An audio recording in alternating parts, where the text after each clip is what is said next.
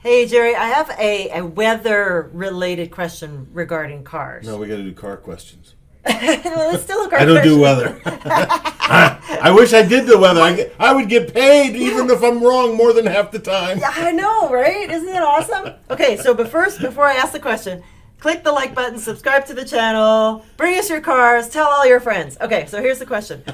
Okay, so up north in Canada, from where I'm from, we had to do summer, winter checkups and tune-ups and stuff like that. Change the tires, take the chains off the tires, different... You chain up your tires? And keep them from running away? What is that all about? Change the oil, summer oil, winter oil, all that stuff. Okay, here in Texas, it's... We don't have summer oil and winter oil. Yeah, so what do we need to do for a summer checkup? Because it's going to start getting hot soon. I mean, yesterday was 94. Today's going to be 72. Friday is going to be 46. I mean, and then it's going to be 100 degrees next week. Who knows?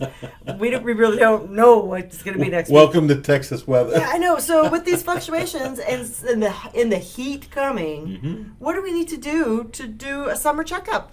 Well, the first thing you do is bring your car in. Let's take a look. We'll pop the hood. We're going to go over a few things. The first thing we're going to do is check your engine cooling system. Get a baseline of where the car's at. We're going to actually test the pH of the coolant. We're going to find out if it's too acidic or if it is too base and too alkaline, and then we may have to adjust that. So that's the engine cooling system when you say coolant? Okay. Not the refrigerant. Yeah. Antifreeze and summer coolant are the same chemical. Oh, got it. Okay. Right? And that's in the radiator. In the radiator, and runs through the engine and the heater core and all the hoses.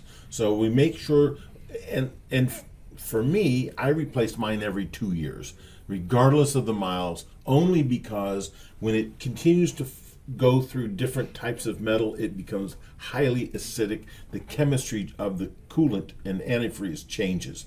So the coolant flush is really important this time of year. Very important. And I'm telling you, I suggest every 2 years, 3 years at the most.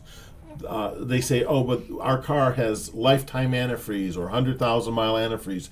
Only do that if you want to replace engine parts and radiators and heater cores. I'm telling you, because they rot and they plug everything up. It's bad news to keep it in there for 100,000 miles. That'd be horrible. It is very expensive. Because metal shavings, it comes apart. It deteriorates when chemicals touch it. It does. And so the next thing we would do, of course, is we check your air conditioning performance, make sure that system is functioning the way it should be, check the air in the tires. One of the technicians told me, he said, the AC may blow cold, but when it's really, really hot, is the AC performance good enough to keep it blowing as cold as what you need to keep you comfortable in your car? So that's part of the performance of the AC system. And believe it or not, the cooling system of the engine, the radiator, affects the cooling system capabilities of the air conditioner. So if your cooling system is not functioning normally, your air conditioner cannot function normally. So they are tied together, although they're two complete separate different systems underneath the hood of your car. And so that's part of why when you have the AC on, the engine has to work harder. It seems like it. Yeah. If you're overheating, you got to turn the AC off. Yes. In the old days, we had a stepper.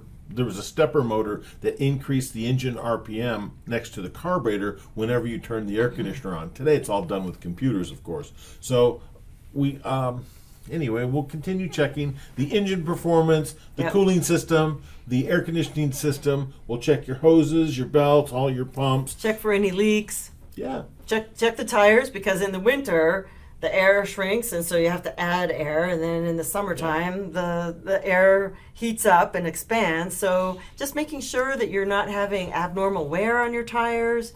It's just, and there's no such thing. There's no such thing as take the winter air out and put summer air in. Don't let anybody tell you that. Oh my God, is that a real thing? We've had people call up and say, "My son told me I need to." I went, "No, stop it, please. Don't do those pranks." And don't get the blinker fluid. There's no such thing as blinker fluid. Okay. Or muffler bearings. Muffler bearings?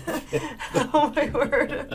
Okay, so it's about keeping you safe on the road and making sure that you're comfortable in your vehicle and your vehicle's doing everything that it needs to do.